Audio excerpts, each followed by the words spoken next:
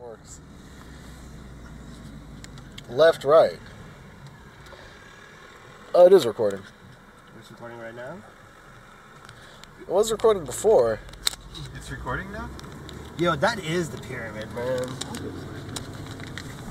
Well, it's recording now. You were low on energy, and now there's wireless transfer of energy being emitted from the pyramid.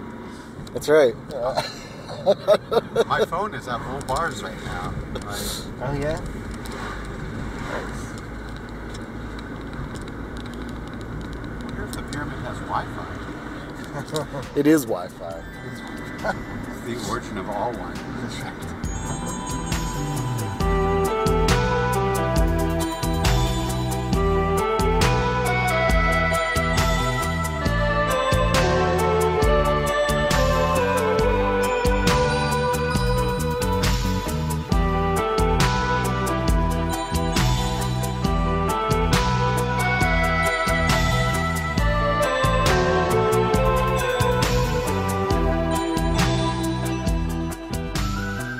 Welcome back to On the Road with Boris and Kemal. In the passenger seat today are Fritz and Rey. Hey. Where are you guys taking us here? Well, first of all, I'd like to welcome Kemal back to the show because you haven't been on since Arc 2, right? Yeah, It's been a little while.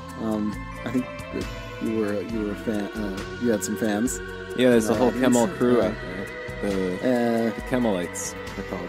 Yeah, Kemal and I did a little trip a while back that we thought would be fun to share with you guys. We went to the fucking Bosnian Pyramids. Yeah, yes, finally. Now, for those of you who know about the Bosnian Pyramids, you might be quite excited, but many, I suspect, don't, or don't know much about it. I don't know. I don't know how widespread it is. It's been kept from a lot of people at this point. Yeah, if you listen to Sam Osmanagic, there is an agenda out there. I mean, there's this whole conspiracy against it. What's it called? Mainstream archaeology. Yes. Well, in mainstream geology, Big archaeology. it's got quite Shadow a few. banning the little guys. Yeah. I have a lore question, though, for the Sure. Tenepod here. Are we living in the Bosnian Pyramid, or we just give that up and move back to Death Valley? Oh, yeah. Well, we are. Are Yeah.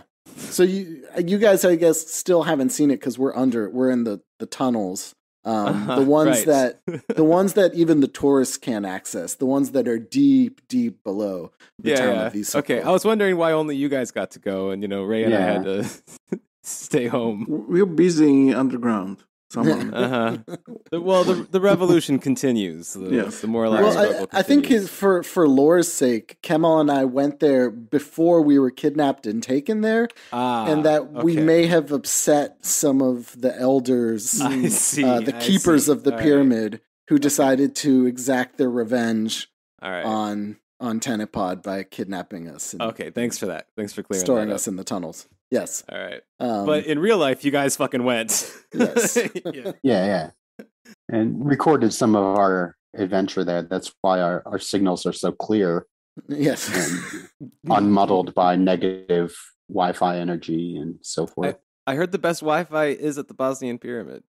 Yeah. I mean, the best Wi-Fi is actually wherever you have an organite pyramid to place on your router. But I'm so jealous. I had one once, many years ago.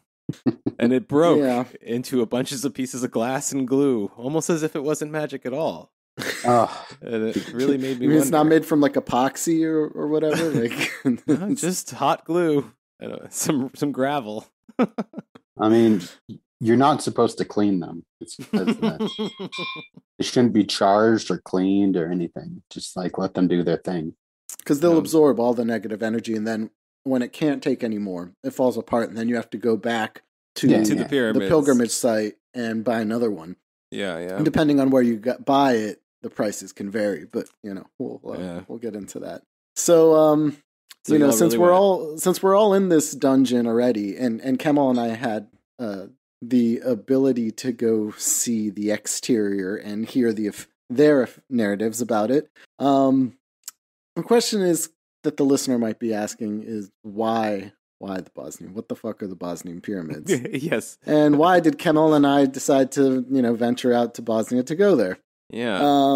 I don't know. I mean, I heard about this phenomenon relatively early on, because the history of the site goes back to what, like 2004 or something. I believe it's 30,000 BC.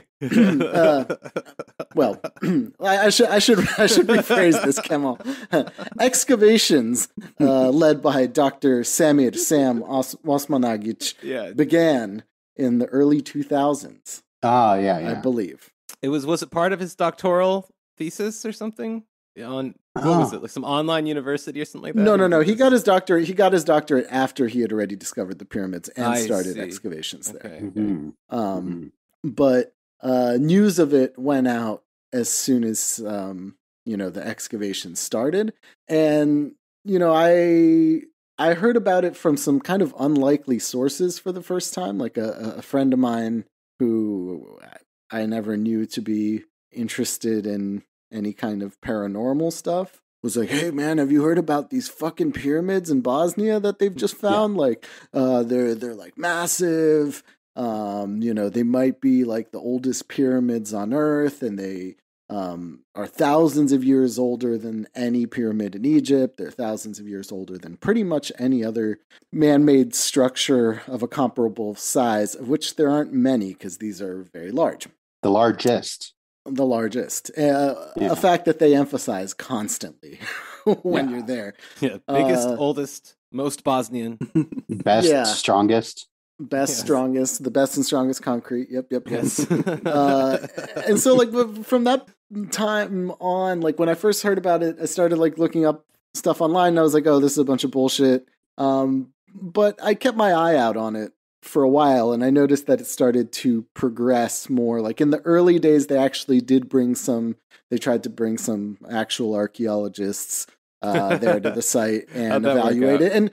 And that had some varied reactions. We'll get into that a little bit once we talk about the site itself and what we saw when we went there. But needless to say, it became very popular in the kind of conspiracy theory, New Age medicine, kind of ancient aliens type circles. There actually was an episode of Ancient Aliens about the Bosnian Pyramids. Yeah. I think there were two, actually. There were two, Nat Geo Channel went there twice. I think Ancient Aliens went there once, and one of their other shows that is similar, which is pretty much all they have nowadays on And just to clarify, you say they were discovered. However, I believe locals have long referred to the area as a pyramid. And in this sense, I wouldn't say discovered, rather the pyramids were disclosed to those of us who had hitherto been ignorant.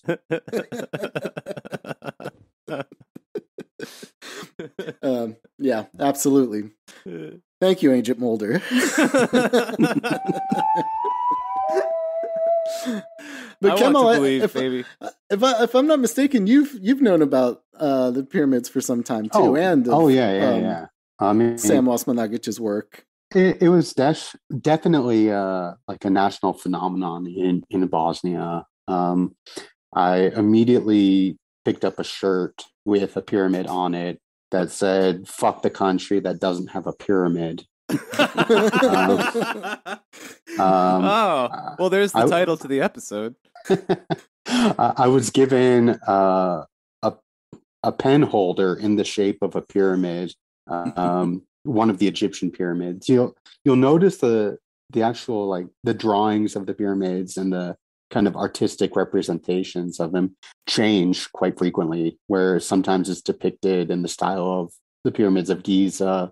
Other times it's, Chichen Itza and kind of a step pyramid. And it's hard to say because it is covered in soil after, tens of thousands of years. And until you're going to uncover all the dirt, you never know what shape it actually is. It exists as both a particle and a wave. That's right. Yes, that's right. The pyramid function collapses upon observation of what's happening. The further you dig, the less of a pyramid it becomes, right? Until you uncover the dirt, it is pyramid and isn't at the same time. But then when you start digging... It's both a pyramid and not a pyramid until you start digging out the shape of a pyramid. That's right. And then you just force it to be a pyramid. Right. It's new archaeology, they call it. It's collaborative observation. I think. Really? Is that actually what they use for it? I wouldn't be surprised, honestly. Yeah. It sounds. Yeah. As archaeologists, we're engaged in the practice of creating these sites. Yeah, for sure. Yeah, that's right. That's just how it goes. So, I mean, we took the opportunity, Kemal and I were in the area and decided to make a day trip out there. And I think the point of this episode, I want to do like a little mini series here on the Bosnian Pyramids because I think it's fun. It doesn't necessarily fit into our F-Files category because there isn't necessarily a fascist component to this per se. Mm-hmm. But it's a whole universe that touches kind of everything that we've talked about at some point or another. So there's nation building and nationalism. There's, the globalist agenda and, the Rothschilds and this, that, and the other thing. There's World Gov. There's all that kind of stuff. Yeah. So I think that for this, since we got Kemal here, I want to this will be our little travel log episode and we'll kind of set the scene for what it looks like when you go there as a casual observer. In my case, a skeptic. And Kemal, we had discussed this on our way there while we were driving to the town of Visoko, which is where these pyramids are located, which is about half-hour drive from the capital, Sarajevo? Yeah. Half hour, 40 minutes, depending on traffic. It's pretty close. Yeah.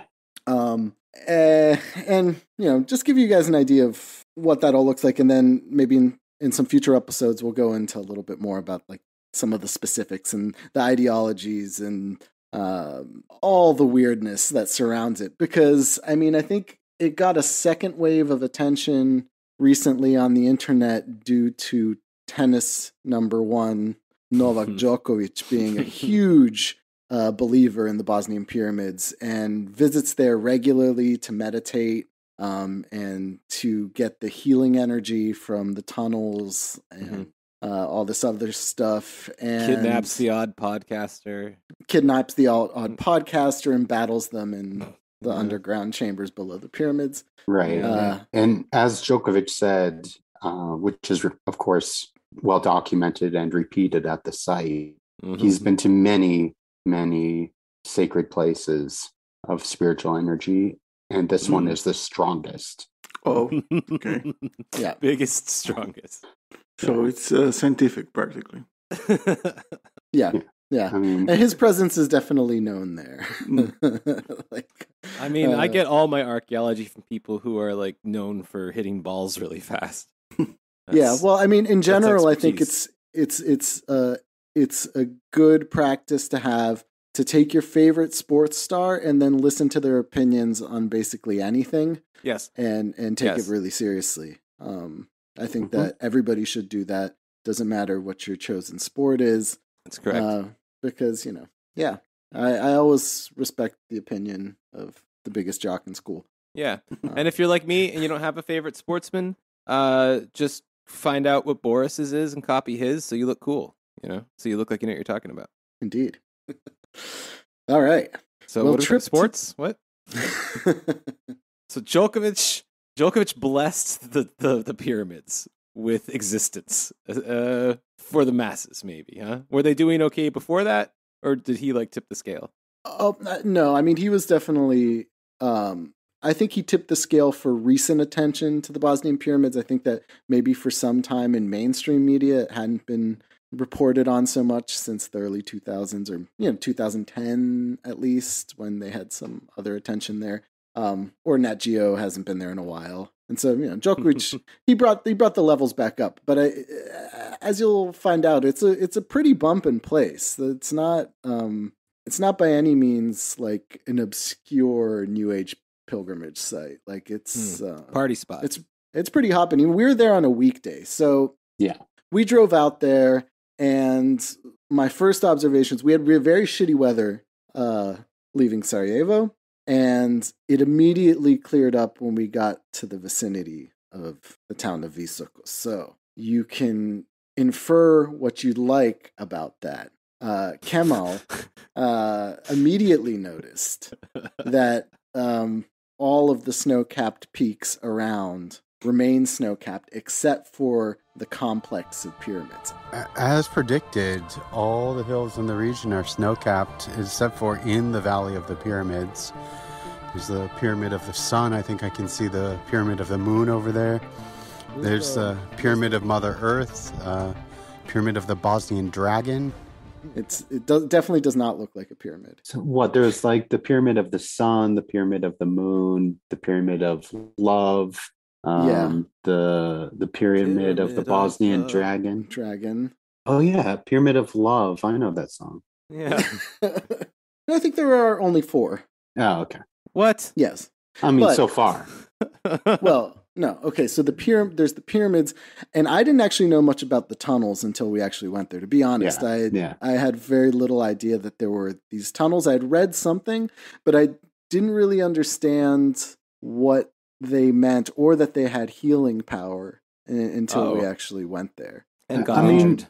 You can't really have a pyramid without tunnels, right? Isn't that kind of a whole thing with pyramids? Yeah, although the layout of these doesn't make sense. And the guide had kind of some explanation for this, but they're not like, you'd expect like a tunnel to be at like the foot of the pyramid. Yeah. And this was like maybe 4 kilometers away. Right. From the pyramid site itself. At least the entrance.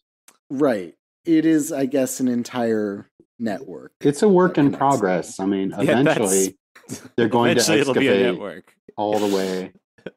If I recall, they were excavating in one area in an abandoned mine shaft, and they were told by the local authorities that it was unsafe and had to relocate their tunnel excavation. So they miraculously found another tunnel. Just had the luck to find. God, they must be everywhere. Another. So if I recall correctly, the pyramids are 30,000 years old. Yeah. But the tunnel is like 10,000. Don't you have to like carbon date when things are born? That's how you can like tell when it's actually was created?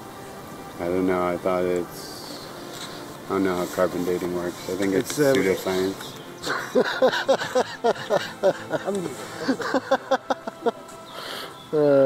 Well, you have one of those carbon dating apps. I use a carbon dating app. It's called Timber. It's a little bit different. So well, again, I'd only known kind of the basics going into this, and I found the basic outline of the different civilizations, where the first one was the Megalith Masters, and they were the ones mastered. And a second civilization about 10,000 years later. 10,000 years later were the Tunnel Makers, and this was followed by the Preservers, a third civilization who left the runic inscription in the tunnel. Y'all said some of those runes. So is there any? How there you saw some inscription? Well, we saw pictures. Yeah, there's an inscription. Inscription. Yeah, it's in the tunnel. There's a big stone with some runes. Okay, so these people are not just like they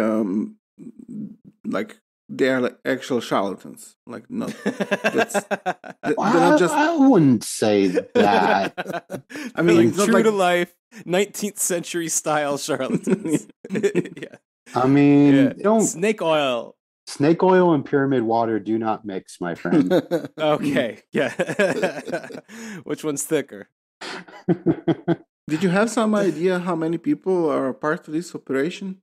It's hard to say because it's like a foundation, but the excavation is done by like volunteers in the summertime. So this is what we found out when we actually got to the site. So we decided first to go to like the main site, which is the Pyramid of the Sun, right? And it's a really impressive mountain. I mean, it dominates the town, like it, you know. Does it have like a castle on top or something like that, or some ruins up there? No. Well, there are actual archaeological sites on all of the pyramids there that are real. Okay. And ironically, like that part of the tour was the only part of the tour that is like scientifically accurate in any way. So did they just say it like that? And also, if you're interested, there's actual archaeological ruins up there. No, not quite, but I'll get there. So you know, we get into town. It's a small town in Bosnia. It's kind of unremarkable as a town, other than that it's, you know, like many other places in Bosnia, nestled in mountains and quite pretty. It sounds like you're giving a Yelp review. Right. Well, they pride themselves on their TripAdvisor reviews too. It's on the sign when you go in. Yeah. No doubt. I mean, you get the usual like spit roasted lamb and, you know, all right, rakia for sale along the side. And, there's some, you know, this kind of thing. Yeah. So, you know, you can't really miss the pyramid itself, but it's kind of hard to get up to because the town itself is kind of built into the hillsides. So we had to just kind of get up there by foot. We parked the car and hoofed it up to the main site. Turning here. Oh, fuck me, really? Oh, boy. Everything? To the church? Oh, man. 200 meters. Oh, car is not gonna like this. This is just the church. I mean, I thought we came for some real religion. So we could literally ask anyone. No, I'm pretty sure you have to go up there. But, I don't know if Car will. I think we're gonna kill Car, man. Our car's a fucking piece of shit, and this is a very steep hill. Just for the record, More over there. on this church it says "Smoke Kush Thug Life." I should mention we did not do this alone. No. We were guided along the way by a spirit animal. Yes. It was actually pretty impressive. This lovely local dog guided us the whole way. That was the first of a couple dogs, right? Because there was a dog at the pyramid. Dogs guide you to the pyramid when you arrive. Yeah. That's something. The clouds cleared and dogs appeared to guide your way. Exactly. That is some fucking energy. So, like, immediately when you get close to where the visitors' reception area is, there's like a small roadside like store with, you know, some stuff, you know, memorabilia, collectibles, magnets, little pyramids. Magnets. And a giant set of billboards that says Bosnian Valley of the Pyramids, and then one that says Bosnian Pyramids, biggest, oldest, biggest and oldest in the world, and then another one with the thing with the concrete, and it says oldest and strongest concrete in the world. You can't miss it. They're massive billboards. And that's what kind of welcomes you into the site. Now, the site itself, like I said, the weather had been pretty bad, so it was extremely muddy getting up there, and I had kind of expected a little bit more of a developed visitors center given how many famous people support the project, but I guess, you know, they really do pride themselves on their like DIY ethic, so like they keep it real. But nevertheless, it does have... You mean they keep the money? Yeah, and yeah, because this shit ain't free, let me tell you that. But there is some sort of kind of official look to all of the sites. It's this weird combination of both using kind of official looking symbols and then just complete quackery and insanity. So like when you... So what, like the flags everywhere? Yeah, so when you get up, once you pass these billboards that say biggest, oldest pyramids in the world, with these awesome like artist representations of what the pyramids would look like if they were pyramids and didn't have trees on them, with like, you know, rays of light coming off of the top of the pyramid and all that kind of stuff. But then there's like a sign that says, welcome to what is it? The archaeological park of, the Bosnian Pyramids. And then there's like a flag, a Bosnian flag, and a flag of the foundation or whatever, which is a kind of Chichen Itza looking pyramid, on which the one side of the pyramid has stars along the side of it, like on the Bosnian flag. And it says like, whatever, like Bosnian. So officially then it's a stepped pyramid? I mean, according to the flag. No, according to the flag, yes. But as Kemal mentioned, like it does vary. It varies considerably depending on the artist representation. But I think it kind of doesn't bother anyone. No, it doesn't matter to Sam because this is part of a global network of pyramids that exists all over the world. I didn't know this going in, but our guide was soon to tell us this. Okay. There were pyramids that we had never heard of. Oh my God, like that this was connected to. So many. Like I learned about one in Texas from one of these Bosnian pyramids dudes. Canary Islands. Yeah. I had no idea. Like Mauritius, I think, is another one. There was like pyramids. I mean, there. this makes sense since we got here through a tunnel that started in the Death Valley. So I mean, yes, right, yes, we kind of proved this, right? No, yeah, we did absolutely. So wait, but I don't mean to spoil the ending here, but did they find the Hollow Earth or not in the end? Because I know at least some of them are looking. Yeah, I think the Hollow Earth part might depend on who you ask. There wasn't any kind of so like usual. There wasn't any kind of overt Hollow Earth kind of shit there. Okay. But we decided to cough up the money, and if you wonder where your Patreon bucks go, they went to paying 10 Bosnian marks per person to enter this pyramid. Which later I was talking to my friend, and he was like, "You guys are fucking idiots. You can there's a road that goes around like on the other side of the mountain, and you can just drive up to the top for free." Yeah. But I mean, this was the experience. I wanted the guided tour. I wanted to hear what It's a pilgrimage. Say, you can't drive your pilgrimage. Yeah, exactly. I mean, the negative energies that you get from not paying are probably equal to the positive you get from making your sacrificial offering there. Yes. Right. Some pilgrims are cheaper than others and reluctant to make the mandatory required offering. Our crazed Azeri driver is slightly hesitant to give up any money to see this. Yeah, I detect a kind of skepticism, like, I don't know, what do you call it, like a vibe? It's definitely a vibe. Definitely a vibe. Although, no, actually, I would say it didn't feel like a pilgrimage site until we actually saw like the second site. This definitely felt like a cheap, or not so cheap, but like a poorly put together tourist site. Like it was really bare bones. Like the office where you get your tickets is like exposed plywood kind of thing. Like like a shack. One of the trails was washed out. Yeah, several actually were. They told us later we couldn't actually ascend to the top of the pyramid, which is fine because that shit is steep as fuck. I don't know about you, but I got killed going up that shit. Yeah, they weren't fucking around when they built that. No, when you're climbing the biggest pyramid in the world, I mean, you feel it in your legs and lungs.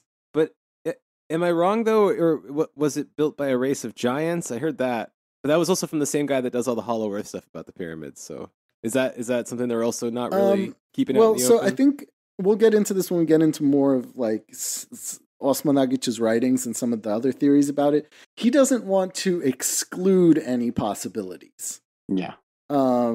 Because like one of the things that like saying no to free money. So like if you watch his like videos and stuff, he likes telling people a lot that the pyramids in Egypt are the greatest hoax of all time, which is hilarious. And then he goes through all these reasons why like the pyramids aren't like what they say they are. They're not tombs. They're part of this global network. And then like he explains why it's impossible to build the pyramids with like slave labor and then just kind of briefly mentions like whether that's with levitation or something like that. Like we have to keep an open mind to all of these possibilities. Yeah.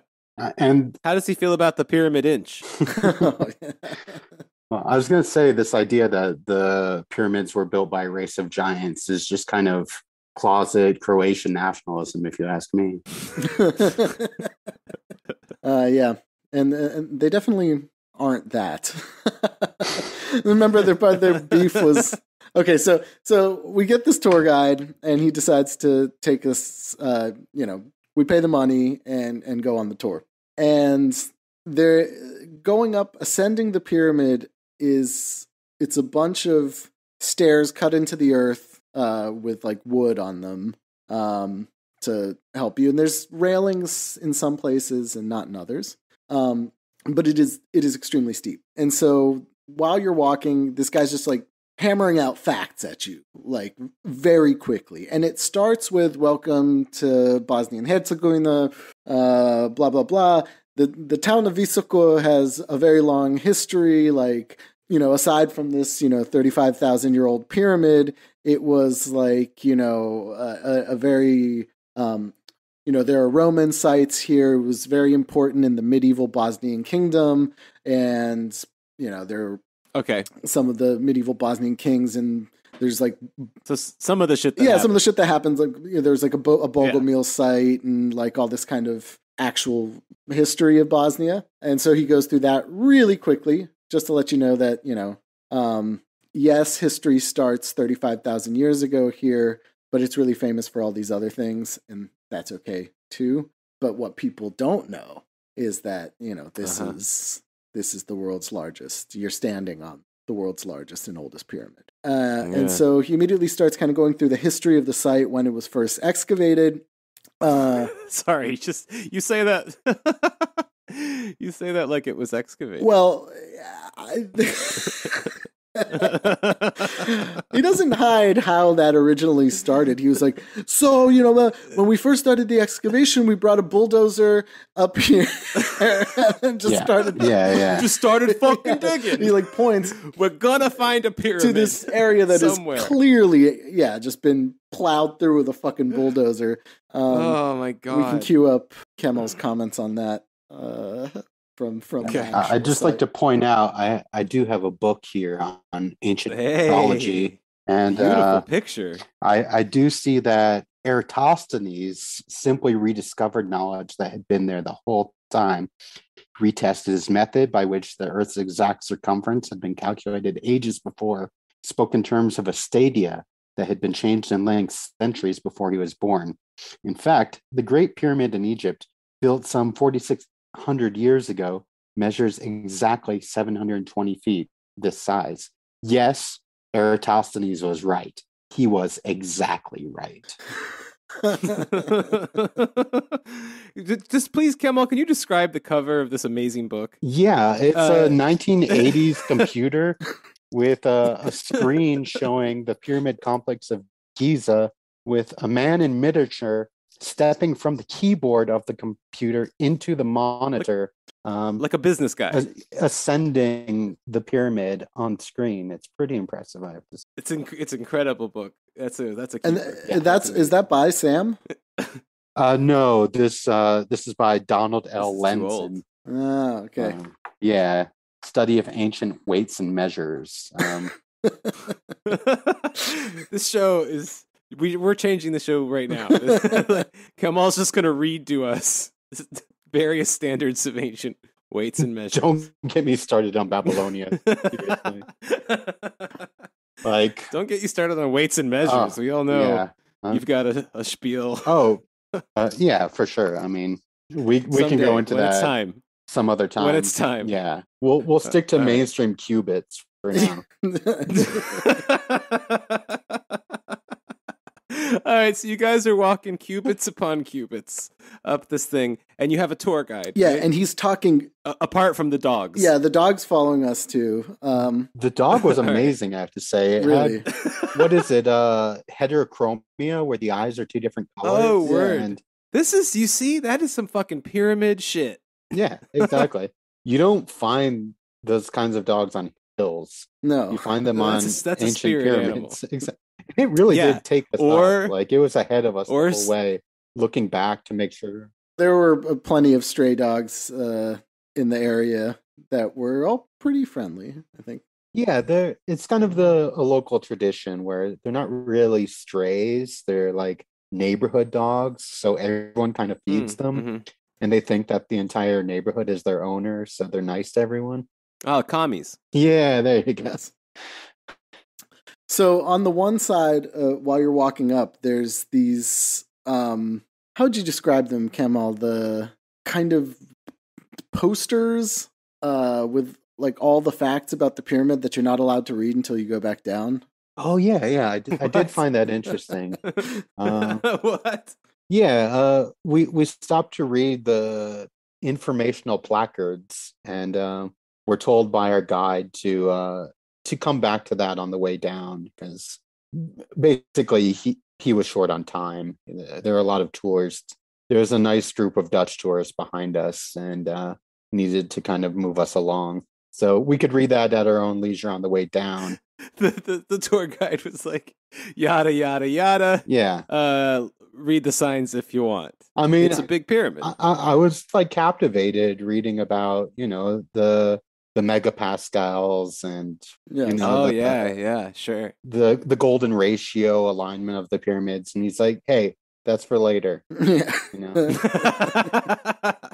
Eat your dinner first, then you get dessert. Exactly. Yes. Yeah. So, he's rapid fire giving us the history of the town of Visoko, and then like, okay, this is where the excavation started. And blah, blah, blah, blah, blah, blah. This is where we found the first indications that Dr. Samuel Osmanagic was correct, and that we found this, the first indications that this is absolutely a man-made structure, and that these things could not be made by nature, and then kind of pointed off in the other direction where there was a fence, and he was like, we also started to excavate there too. However, this area belongs to the state, and they stopped us from digging there any further. And he's like, the bastard. And then kind of implied he was like, but what we're trying to do, and with the help of our like donors at our foundation, we aim to buy like all the property at the pyramid so we can eventually do a full excavation. So he's kind of explaining to you why you have to pay to go into this very limited portion of this massive mountain, because like there's fences on both sides. Like it's not an extremely, there's not too much space there, and all you can kind of just go up. You go up, and then there's either to the left or to the right of you at certain points these excavation areas, which I gotta say did not look too structurally sound, given that it had been raining for days. It looked like it could collapse at any moment. Our driver was quick to notice that too. He was like, "This shit's gonna fucking collapse. It's gonna be a mudslide. All those houses down there are gonna be fucking ruined." And I mean, there were like gigantic mudslides not too long ago, wasn't it? Just a few years ago. Yeah. Oh, yeah. When there were the floods and stuff there. But I mean, so this is where he explained to us, like, he's going through this kind of chronology of like the history of the town, and then we're standing there, and he's like, and of course, this used to resemble a pyramid a lot more until the 1950s, when the communist youth was instructed to come here and plant trees all over the pyramid. Those sneaky motherfuckers. Non-indigenous trees, mind you. These trees are not native to the area. They come from the Dalmatian coast. No. Yeah. So like, well, that's clearly a Tito. So like 300 kilometers away or something. Not particularly far, but. But why did they do this? What were they trying to achieve by this? Like beautification of a mountain. Like with most of the tour, they're never explicit about like any kind of politics, but they bring it up kind of at the end. There's some real talk politics, but like this was just like the communists did this, and it made it look less like a pyramid, and they use non-indigenous species of trees, and so that's kind of like, okay, that's bad. Like I think that's what you're supposed to feel. Yeah, kind of provokes your nativist instincts, like keep those Dalmatian trees down there where they belong. Yes. So I mean, it does it. So it does have then this, because I've also seen some media that makes it make it seem more like pan-Balkan in its attitude, but this also sounds quite, local, parochial, eco-nationalist kind of rhetoric. Well, I think they mix and match, and I think it probably depends on what audience they're talking to. Yeah. Mm-hmm. I mean, as far as I know, in all their excavations, they've yet to discover any kind of consistency. Well, God bless them. Kemal, what are you talking about? How dare you? I thought you were supposed to be Mulder here. Come on. You speak differently for different audiences, Yeah. And so, okay, you get this kind of, okay, the communists are bad. There's like a plot, and the state also kind of doesn't want you to excavate. Mm-hmm. And then he points down at the town, and, there's a really beautiful view. It gets even better the further up you go. And he's like, these assholes. And then he starts telling you a little bit about the whole complex, like the tunnels. And of course, you're immediately told that yes, it costs 10 Bosnian marks to go into this site, but it costs an additional amount to go into the tunnels. And I think you can pay for both at once, but we didn't. But anyway, I didn't even really know what the tunnels were. So we get up there and he's pointing down at the town and he starts telling us about how when they had done the initial excavations here at the Pyramid of the Sun, that later, but not too much later, they had discovered these tunnels, as Kemal mentioned, were by some mines, right? They were old mining tunnels that then... Yeah, exactly. Mysterious. But then also pointed to what was clearly the center of town and where there was an abandoned factory complex. And he was and so one of the main entrances to this tunnel was right under this factory. And we had started to do the excavation there. And the city told us we had to stop or something like that it also wasn't safe. And so then they ended up finding this other place in the some village called Ravno, which is, or something like that. That's Ravne. Ravne, yeah. Okay, I'm a little confused about this though. Are they themselves are digging these tunnels? Well, right? Or no? Are they finding some sort of industrial whatever? Well, leftovers? the tunnel, it's... I mean in real life, not in lore. Both and. It's a both and situation here. Okay, all right. The idea is the tunnels have been backfilled by a subsequent degenerate civilization that failed to keep up the tunnels. And now so they're digging out the tunnels. Yeah, they're digging out the tunnels that were once tunnels. So how do they differentiate between earth and tunnel? Well, that's why you need an archaeology degree. Yeah. Do they? Oh, right. Semir kind of has one, right? Yes. Right. Yeah. Right. Okay. And thank God. He apparently knows how to differentiate between what was put in there later and what was part of the original. But I guess only him. And from what I read, Kemal's right. Eventually, the whole complex will be unearthed, I guess. Huh? Yeah. Once they finally get really. the support that they need from their donors. Maybe Elon Musk then help them with a boring machine. Yes. If they're giants, they must have giant tunnels. Well, so they were doing it by hand, right? And so they what? Once they brought in the bulldozer, right? And ethics of that aside, this is a religion. They had every summer these kind of excavation archaeology camps that were staffed by volunteers from around the world. And around the world's a very important thing. And this is something that you see at the site all the time. It's in all of his work and what you hear on the tour all the time, which is this is not just us saying this about this hill that looks like a pyramid in our town. People come from all over the world to experience this and to validate its existence. And so he immediately starts listing, volunteers come from major universities and then the United States, Canada, Poland, Argentina, Japan, blah, blah, blah, just listing off countries. And again, like I said, this is extremely important. And this is how they try to convince you more that this isn't just some local pseudoscience, bullshit. Or a nationalist hoax. Or a nationalist hoax. There's a strong international element there. And any presence of foreign researchers is lauded as, to substantiate the claims that have been made. It would serve national interest if this were true. And so they're essentially using the credibility of someone coming from abroad as, as a basis for these claims. And then I promised myself I wouldn't do any archaeology while I was here, but guys, I did bring a plastic spoon. Oh, yes. Should we do a little dig? Let's do a dig.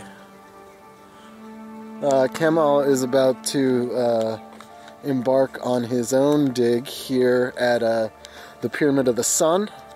We are on, what is it, the fucking second tier or whatever? Oh my god, look how soft that is. It's very soft. Look at that. Wow. Okay, so this is not the alien It's like concrete. Play-Doh. But underneath is pure concrete. Oh, it's a dead slug. Seriously. Yeah, that is a dead slug. Poor buddy. You couldn't survive the power. The energy. I mean, what kills slugs? It's salt and quartz, right? Oh, shit. Well, what's the composition of this here? It looks Dr. like Chem? I'm no expert, but it looks like a mix of salt and quartz. What kind of people are we talking about? Like, what kind of researchers are these? All kinds of people who went to university. Online or No, in a building? Various institutes from Russia, from Italy, Ukraine. from America. Uh-huh. Sure. The University of Russia, the famous, yeah. Well, like some of them, I mean, not that prestigious, maybe, but like some of them, because you see these on these informational placards that you can only read when you're leaving. There's like an entire. It's actually phrased in a very funny way. I have a picture of it. It says something like, experts who have actually visited and researched Bosnian Pyramid of the Sun. And then there's like a list of 10 people with their photographs of like prestigious people like, where's the guy? Astrophysicist Paul Laviolette, PhD, Starburst Foundation, USA.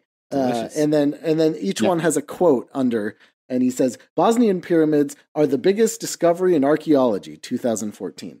This guy, when I looked him up, just a quick Google search, shows that he writes lots of books that have, like lightning bolts and Tesla coils and galaxies and stuff on the covers. So he's an astronomer. Yeah. No, he's an astrophysicist, okay? Astrophysicist, right. Oh, I forgot about Tesla coils. Yeah. Yeah. And the Starburst Foundation is, of course, the famed scientific research institute in Schenectady, New York. Is it really? Is that where it is? Yeah, it is in Schenectady. Nice. Nice. Yeah, so you get that. And so, once they kind of rush you through that, you get a little bit of the history of the town. You know that there are these other tunnels, and you can kind of see some of the other pyramids. He kind of tries to point out where some of the other ones are. But again, you can see that all on the informational placards on your descent, and you kind of rush up to the main part, which is to them the part that definitively proves that this is like a man-made structure, and that's like up some steep stairs. You get up, and then there's another excavation site where there are these huge blocks of apparently concrete, right? Yeah. The concrete thing, right? It was concrete for sure. Now, like the guide rushes you through really quickly using explaining what this concrete is and how powerful it is, using terms that like nobody probably really knows. Again, like this is laser-fied concrete.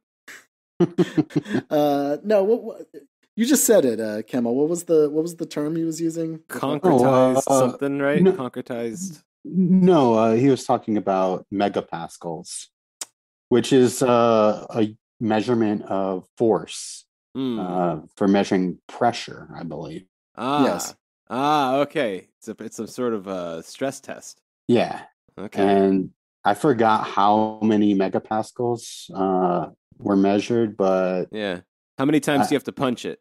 Concrete was pretty badass. That was the summary. And also very water resistant. Yes. That was quite clear. That was something that they really emphasized. I was actually wondering if this actually comes down to a hyper local like rivalry between the neighboring town of Kakan, which is known as the cement capital of Yugoslavia. So they also have the best, oldest cement. Well, that's like the center of cement. Like anything made, all these brutalist monuments are made from cement from Kakan, and like it happens to be the town next to Visoko. So yeah, does the sign that says "best, like, oldest, you, strongest concrete face" cockeye? Yeah. Yeah, you're famous for concrete now, but 35,000 years ago, built a fucking pyramid out of it. Love it. But like, what was weird about it? Okay, so like again, they go into like he's really rapid fire, like, and you can't really ask him questions because he's just like, you know, kind of save it for later. I just gotta kind of get through this, and like, props to dude. Honestly, like, it's probably a decent job in the sense that, like, you know, you just take these idiots up and down a mountain and just spit information in them and then go back down, smoke cigarettes and have a good time. Like, he seemed like an all right guy, you know what I mean? And was just trying to get this over with. But it wasn't clear to me, like, so they say, okay, like, we brought in all these experts that sent samples to, again, like, the most prestigious institutes in the world, who determines that the age of this is, you know, it was carbon dated and it's 35,000 years old. And, you know, experts in concrete or whatever came and said that this could not have been created through natural processes, that this is definitely man-made and that they had never seen anything like it. This, that, and the other thing. But what wasn't clear to me, and I don't know, Kemal, if you picked up on this, I'm not sure if the pyramid is supposed to be made from that or if that's what coats the outside. Right. I think this is something that will be disclosed to us in time. Because they're like, you know, we want to dig more because there's definitely more of this everywhere, and then this will prove what it was. But I'm just not sure whether this implies that. Like, I think it's too early to speculate on the construction of it. Like, we know there's concrete there, whether it covered it or it's built of it. This is something that, you know, requires further excavation, exploration, and money. Yeah, especially money. Which you can contribute down at the visitor center. But oh, by the way, I did actually watch one of Osman Agic's videos of him talking about concrete, that concrete. And he's like, you might ask yourself, if this concrete is so strong, why is it broken up into these chunks? And then his conclusion is that I did ask, myself. Well, if you watched one of his like 10,000 videos on YouTube, you'd get the answer, which is kind of a little bit racist. Oh, and that is that. Okay. That there is a settlement of Roma people. Yes, I've heard this, that live at the foot of the pyramid, and like he put it in these very like, you know, kind of, and since they don't have, you know, the resources and blah blah blah, they brought dynamite up and they blew up this concrete to build their houses out of. And there's kind of a logical problem there to me, which is like there's a few where they had just a lot of dynamite lying around. Let's also Roma just start with Roma people ruined the pyramid with dynamite, and if that doesn't raise a flag. But also, if they had excavated this, then when would they have done this? Like, I think he implies that this happened like after the Second World War, but if this was buried under all this, like all these trees and so, well, I guess there were no trees yet, but all this soil and stuff, did they excavate it and then blow it up? Because that seems like even more effort than... Yeah. That's so typical for minorities. I mean, when I was on the island of Rhodes, or Rhodos, I learned that the Colossus of Rhodes was blown up by the Turks and then scrapped for metal by the Jews. Wow. Yeah. Exactly. Yeah. So, and then in Visoko, it's just Roma sappers. Yeah, exactly. Basically. There you go. Yeah, they don't respect the 30,000-year-old heritage as much as they should, I suppose. Yeah. Yeah. I think they do exactly as much as they should. I mean, it's really fantastic. They nailed it.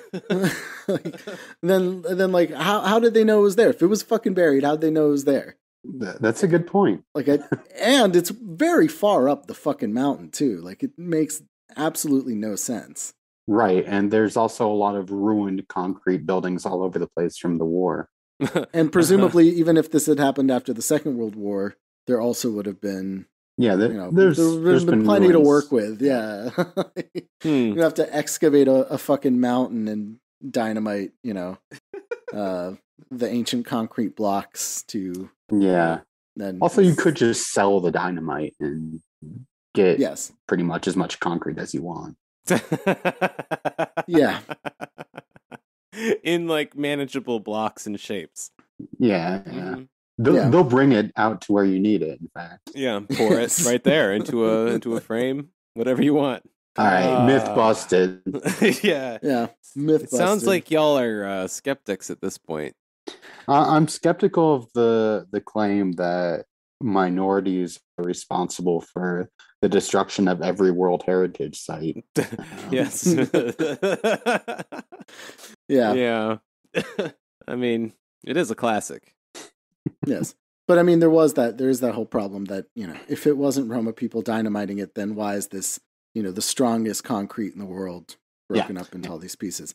But I got to say, they are kind of cool. I mean, it is a cool, like, natural formation. It's fun to, like, you can it was wet and not, like, easy to climb on, but you definitely can, like, climb up around it. And pretty soon the tour ends. But to me, the most interesting part of the was actually the last thing that he said on the tour. Which, do you remember this, Kemal? He was like, he concludes with like, you have been taught throughout like your schooling that civilization started in the Middle East and that the first pyramids were built in Egypt and like and that then followed by like India and China and blah blah blah. All these things are false, and they always wanted to depict people in this region as having no like culture and civilization, but in fact we have shown here, like through our efforts, that we have here in Bosnia like the ancient peoples here and the wisdom of the ancients, which was since lost, built the largest and oldest pyramids on Earth with the strongest concrete, and blah blah blah blah blah. Right.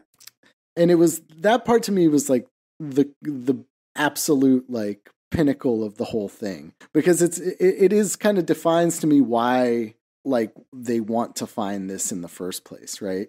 I mean, it's to counter these common narratives of like Bosnian people with no culture, blah blah blah. Right. Like, not only like is this like important to world civilization, it's like the most important site on like the planet Earth that is like the oldest site from which that is like perfectly oriented towards like all cardinal directions, and you can draw lines connecting it to all these other sites in the world, and it's basically the center of the world.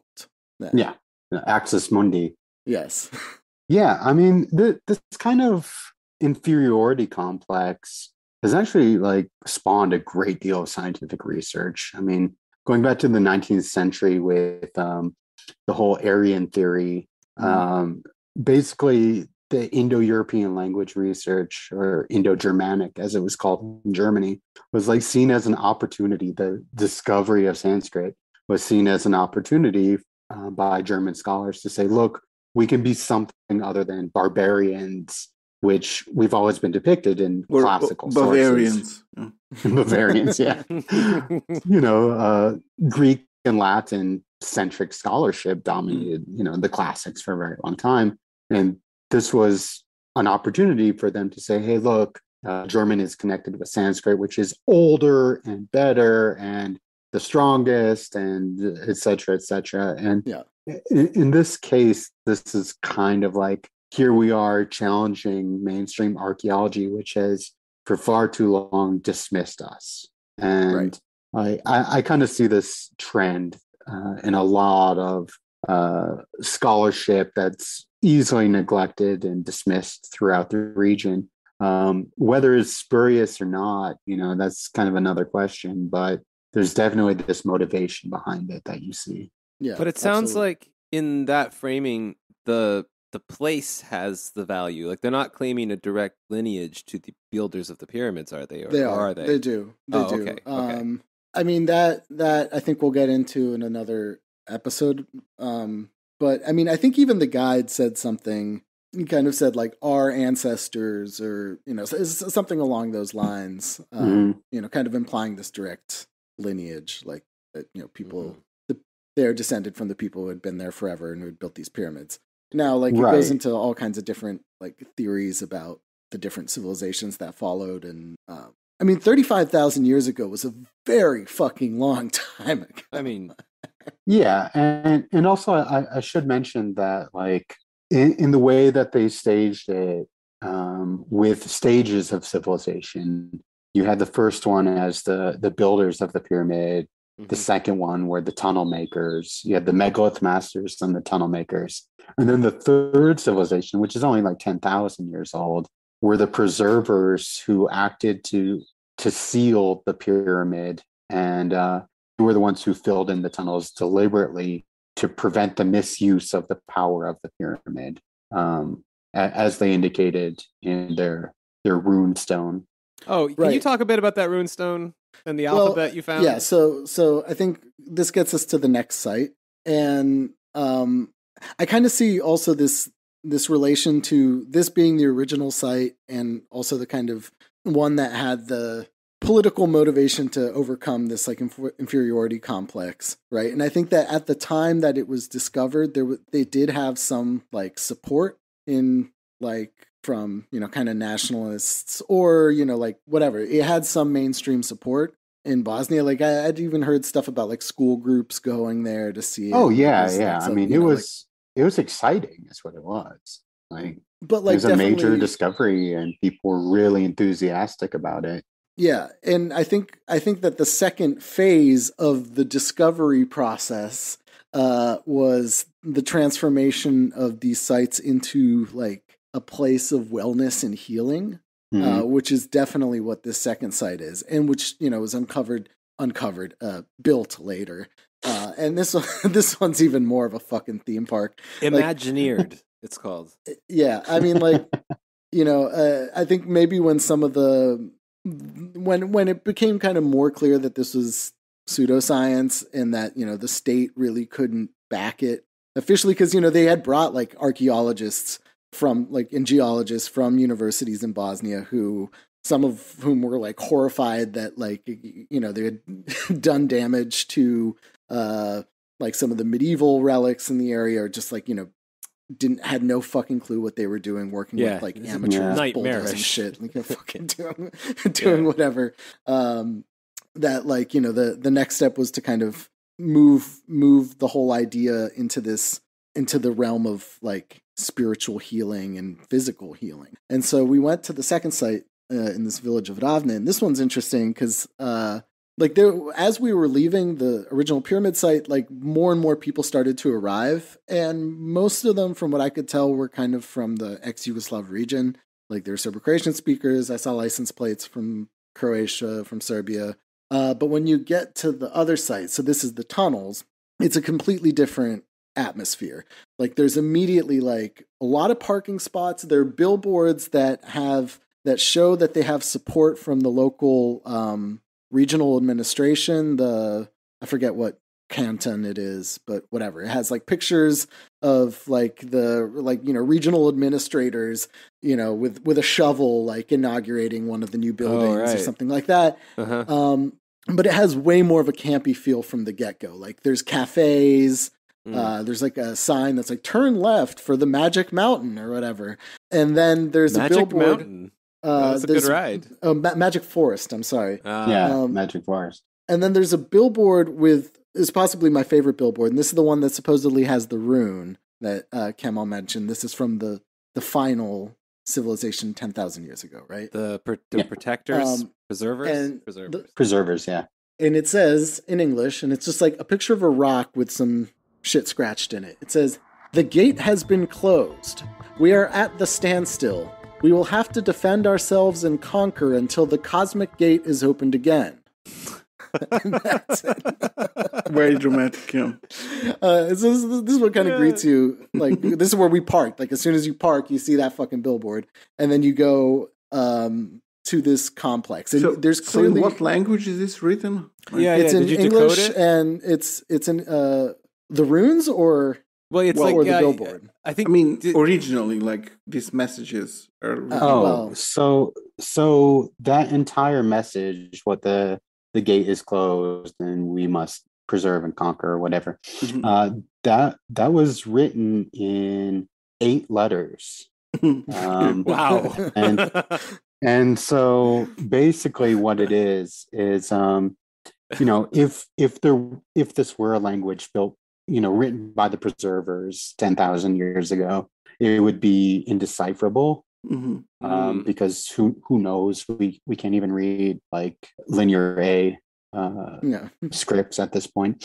But if it were a very ancient, possibly the most ancient script ever, and this is also claimed that it is the birth of literacy, not only in Europe but in on Earth, as it predates Sumerian writing.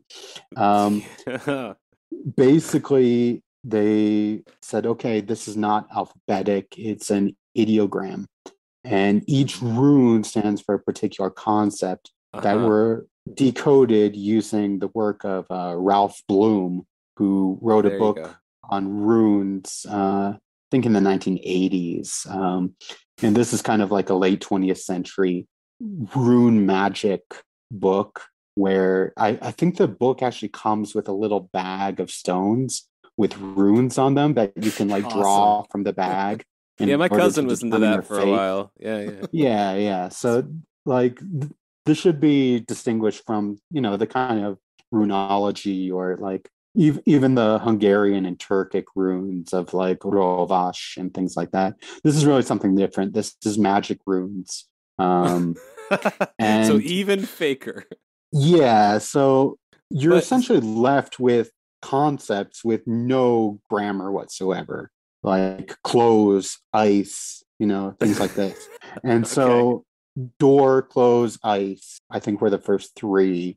And it's like, okay, door or portal or opportunity, like it could be a bunch of things. The doors. Then, and then like ice, frozen, standstill. So, okay, the door's closed. We are at a standstill. And assuming it's written left to right, I mean, like, I looked at it in reading right to left. You could also interpret it as like,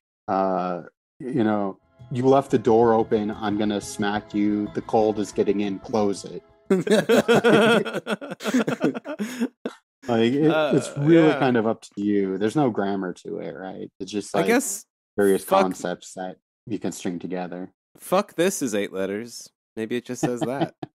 Right. So what's your idea? You think Samir wrote that, using that book? Or he found something that kind of looks like something he found in that book? Or that Ralph Bloom, it has a direct line to 30,000-year-old runic languages from the 1980s. I mean, this is kind of the unfortunate part, is like, you don't know if it's a hoax, if it's a fraudulent inscription. And if it were real, there are claims that we know that the ancient Slavic peoples used, what was the claim? They used scratches and notches as an early form of script, and writing on deer skins and things like that. And okay, so we can say maybe it is an older actual inscription, but already we're taking as our starting point the date, and that it's runes, and that it's magic, and that let's send it to some dude in the US who can decipher it for us, and here's our answer definitively. And that all of that is problematic, and possibly covers up what it could actually be if it were in fact legit, which we don't know, obviously. Do you know if anyone legitimate looked at that inscription and had some opinion of it? Or? Well, the story is that they sent it to a rune expert in the U.S. Again, they foreign sent this expert. giant rock there. No, they it's a huge they wrote rock. It down. It's in the tunnel. I think they put a piece of paper and charcoal with a and crayon. just made like an etching. Yeah, exactly. And sent it off to this rune expert who said, "Okay, here are 8 symbols that." Let me pull out this book by Ralph Bloom and see what they mean. And they even have in the tunnel, they have Ralph Bloom's little page showing each of the runes, including controversially the blank rune. Oh, that's my favorite one. Yeah. What does that one mean? It means like God and all sorts. The divine in all human transactions. Yeah. And the blank rune is literally rune at all. There's nothing there. Yeah. You can find that all around you right now. Yeah, I have one carved in my forehead. You just can't see it. That's right. Yeah. It's one of the okay runes to get carved into your forehead. It doesn't make you look like a Nazi. Certainly the least amount of effort. Yeah. Yeah, he's been called out on that over and over again because he will do things like take a sample of that, concrete or whatever at the first site and send it to a very famous lab for carbon dating, the best place to do it or whatever, some lab in Europe. And then they come back with results that it's 35,000 years old. And despite there being no evidence that humans interacted with that thing that they just carbon dated, he comes to the conclusion that this is an indication, because he has already concluded that this is man-made, that, okay, this is evidence that, 35,000 years ago, people had made this. And this is the kind of thing that you see there, over and over and over again, when they do use real science, which they don't value, but they also do. They use it to validate their claims. But, if you read his books, he'll be throw all that out the window, evolution isn't real, all that shit, you know what I mean? But when it's strategically useful, yes, call in the real experts and get them to validate or whatever. But this tunnel complex is really interesting because that's where you kind of get the most clear feeling about what this complex means to the actual town, because it's clearly the livelihood of a lot of people. Like I said, there's a few cafes there, and then there's there were a lot more tourists there, including West Europeans and whatever. But there's an entire row of just stalls where they're selling everything from aura readings, which I think was kind of using the Scientologist method. I think they had those kind of the little gadget e-meters, e-meters or whatever. Yeah. That was closed, but I kind of I looked at the description, so it seemed to be kind of in whatever the Thetan reader. And then you have everything from lots of stands selling crystals, all that other stuff, but also thrown in there is just kind of local, trinkets and goods and stuff like that. Yeah, I mean, this was Shakedown Street. This was the area with all the vendors selling merch. And I should mention at each of the stands, there was a prominently placed photo of Novak Djokovic buying something from that very stand. All right. Yeah. Whether it's, a piece of quartz or a mushroom tincture, that's a straight up celebrity endorsement. That's worth millions. It is, absolutely. I mean, how much would fucking fucking Nike pay for that, Good for them. Yeah. Yeah, and I spent some time I talked to one of the vendors for I don't know, good 10, 15 minutes. He was really trying to rope me in to buying this crystal, and it was a big fucking crystal. And this shit, you look like a man who needs a big fucking crystal. Cause that's the thing. When Kemal said it's Shakedown Street, compared to the ones, cause there's the roadside ones that aren't on the official complex, where you bought your the internet purifier, Oregon pyramid or whatever. That was €4, and you saw the same one being sold for €40 at exactly, at the tunnel. I only got ripped off for €4. These other people, 40. Damn. Yeah, and so this guy, he was really trying to sell me this fucking crystal, and he was look, this is something that the purpose of this crystal is that when you you take a glass of water, or like anything that you're drinking, it's all full of impurities and it's like not healthy for you. And you place it upon this crystal, and then like within 12 to 24 hours, it like neutralizes all of like whatever the contaminants or whatever's in your water. Or coffee, for some reason he said coffee. I don't know how that works, but then it makes it decaffeinated. It's like safe and healthy to drink then, and like that's the purpose of that. And like this other one that does this, and that, and the other thing for you. And there's shit for food, there's shit for water, there's shit for signals and energies. The pyramid that I bought was made of organite, and on this little Shakedown Street area, I saw a big poster for it, explaining that there's no need to clean it, there's no need to charge it. It purifies the area, and you put it on top of your Wi-Fi router, and it like dispels negative energies from TV antennas and Wi-Fi, etc. How's it work? The guy I bought it from didn't make any such claims. Like I kind of like prodded him, and I'm like, "Hey, so what does this do?" And then he was just like, "Man, just Google it." Kemal is supporting the local economy around the pyramids and bought some of the gifts from the gift shop. What'd you get here? So I got a pyramid made out of organite, I believe it's called, which is it looks like some metal shavings and some quartz that are kind of stuck together in an epoxy and shaped in a pyramid with a little metal coil on the bottom.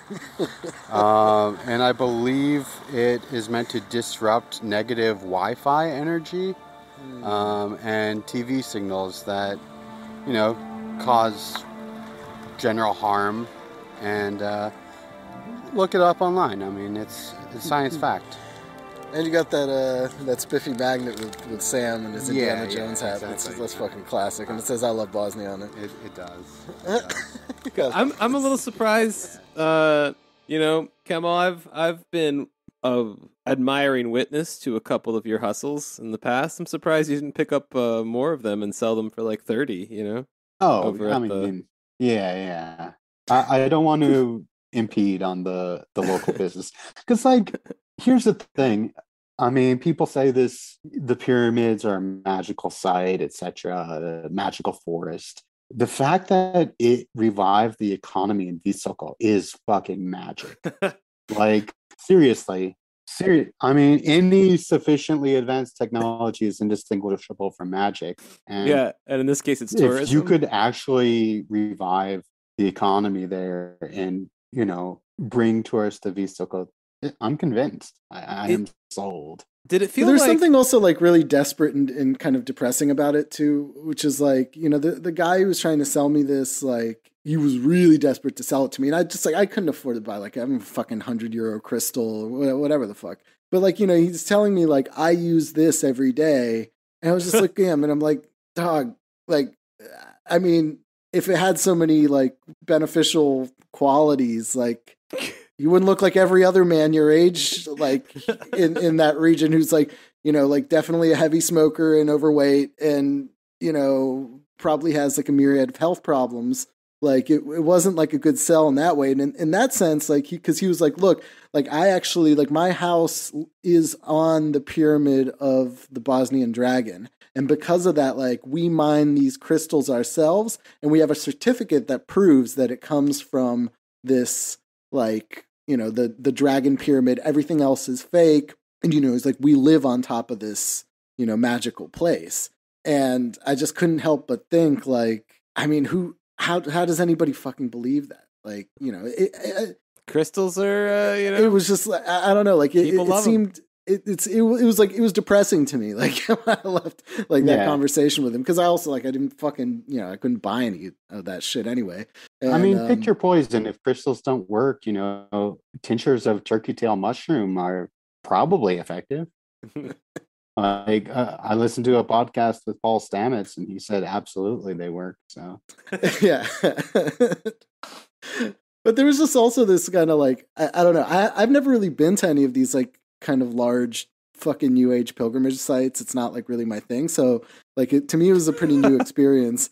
And like, I saw this, there are all these like people lining up to go into the tunnel, which is definitely just like, I don't know, definitely dug out recently. They give you a little hard hat when you go in. Yeah. Like that. And so there was this whole family with like a very elderly woman. And they were like trying to explain to this elderly woman that like going into this tunnel will like help her like feel healthy and strong. And she just had no idea what was going on. And she was like, is this the tunnel that we had to escape through during the war? Oh, damn.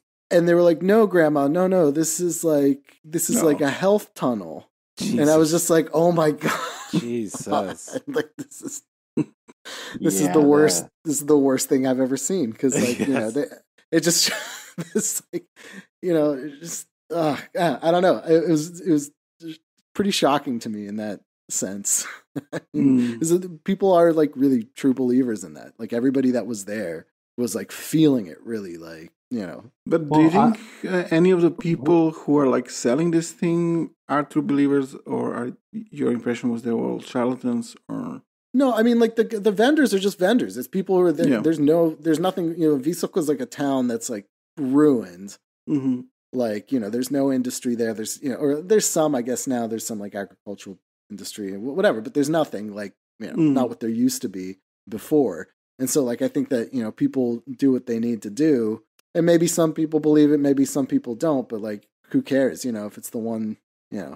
Like I said, like with the tour guide at the, like, at the Pyramid of the Sun, like he, it was like a dude in his 20s. Who the fuck knows whether he actually believes that or not? You know what I mean? Like, but, Yeah, and like I said, with the guy that I bought the pyramid from, the Organite pyramid, he doesn't know Wilhelm Reich's orgone theory, and he's not a charlatan.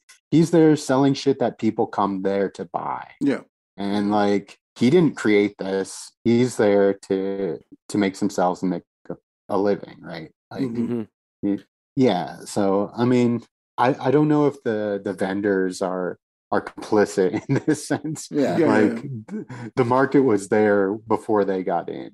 Yeah, I was thinking more like these tour guides and like people working with Samir directly. The foundation itself. Yeah. Oh, they absolutely do. I think, but like you don't. I was actually really are charlatans. They're believers. Yeah. Oh, absolutely. believers. I mean, like the people that work in the foundation probably, not like the average guide or whatever. Maybe some of them are too, but like. I think the foundation is something that's like, from what I understand, and I was kind of disappointed that Sam wasn't there, is that like sometimes he's there to greet guests and you can actually talk to him. And I was really like looking forward to that. But we were told that he was at a conference on stone spheres in Serbia or something. Yeah, exactly. He was investigating some stone spheres in southern Serbia, I believe. Yeah. Here another travel show episode. Next destination. Yeah. But I was hoping, I was really hoping he was there so we could talk to him. But now that you mention it, the guide did know some other, like he's clearly read the works of Bosman Reach. Like he was familiar with all these sites around the world. Yeah, I mean, hearing the American accent, he started talking about like some of Samir's research in New Mexico. Is pretty impressive. Yeah. But yeah, I was gonna say, in terms of like, the true believers who come there, shortly after we finished, I was back in Sarajevo and speaking with someone in a cafe about our trip, and the woman at the table next to me overheard, I won't say eavesdrop, but she overheard a bit of the conversation and interjected to say, she was American, by the way. Some people say it's bullshit, but I had this cough and I went there with my parents and we were all healed from it. It's true. Some people say it's bullshit, but it's true. Yeah. And I'm glad it worked for her. I have to say my cough went away as well.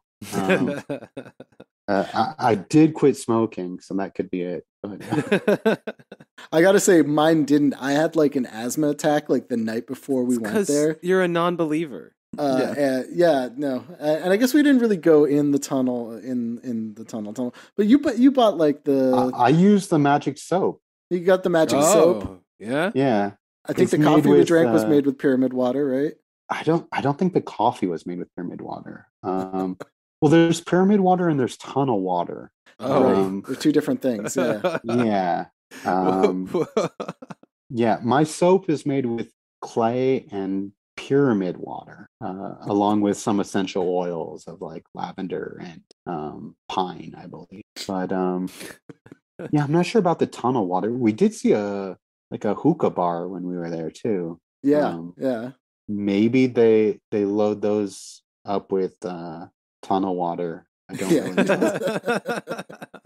Vaporizing the health. Yeah, you get health benefits from smoking. That would be like a good tunnel water bong. Tunnel water bong. Yeah. Damn. Yeah, you could sell that for real money in some places. Yeah. All right. Well, what do you think, guys? That's I'll just say right before we close that one. I'd really actually like to go back sometime. I don't know if that's ever going to happen, but I thought it would be kind of fun to go back and see how it develops and like see it maybe in the summertime or something when it's not like shitty weather.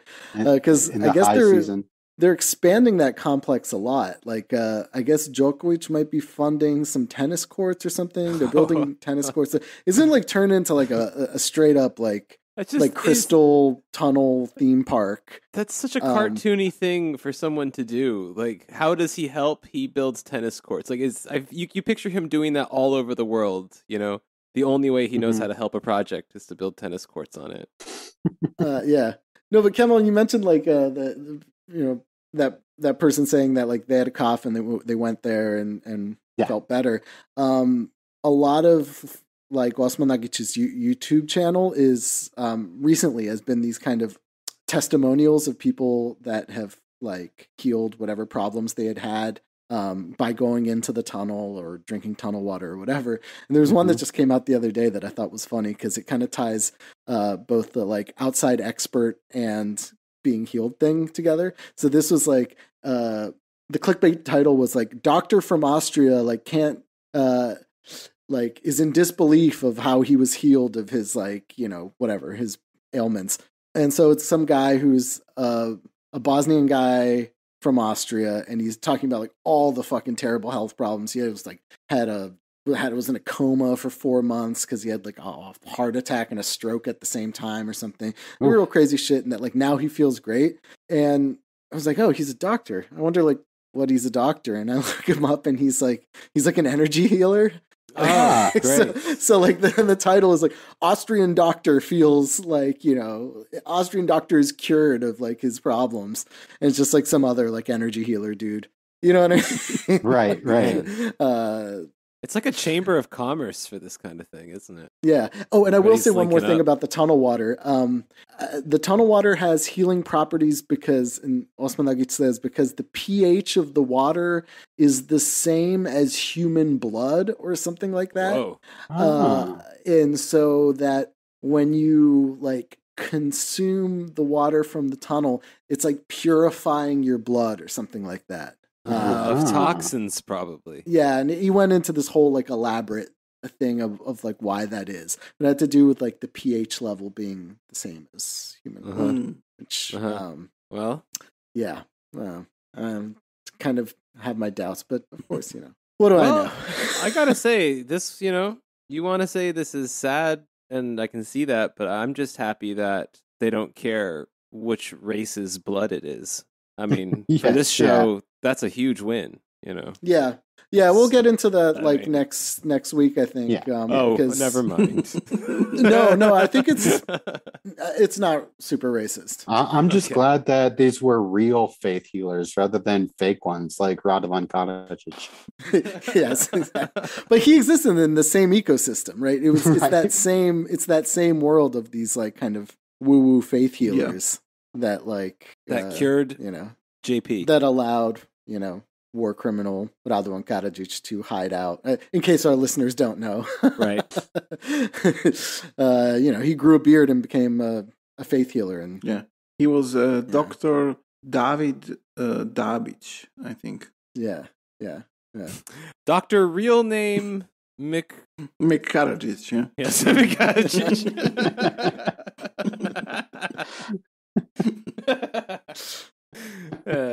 All right, boys. Thanks for the intro. All right. Well, yeah, I guess we kept you here for a little while, and we'll dive a little bit deeper into this strange world over the next couple weeks. Yes. Yeah. It's Kemal. Nice to see you back. Good to have you back. Great to be back. In our new studio under the pyramid. Yes, under the Pyramid of the Sun. That's correct. In the Chamber of Power. All right, let's go. Bye. Cheers. Bye.